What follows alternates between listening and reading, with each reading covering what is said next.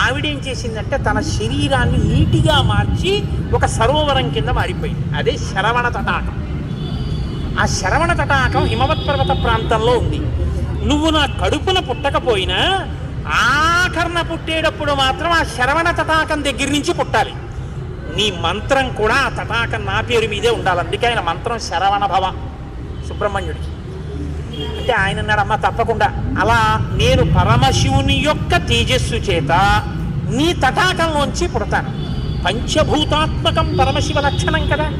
అందుకని పృథివీస్వరూపంగా, అగ్నిస్వరూపంగా, వాయుస్వరూపంగా, జలస్వరూపంగా, ఆకాశస్వరూపంగా 5 స్వరూపాలతో పార్వతీ పరమేశ్వర సమాగమ స్వరూపంగా శివశక్తుల యొక్క సమ్మేళనానికి పుట్టినటువంటి మెరుపు తీగల లోకంలో బ్రహ్మజ్ఞానాన్ని బోధ చెయ్యడం కోసమని దేవసేనాపతిని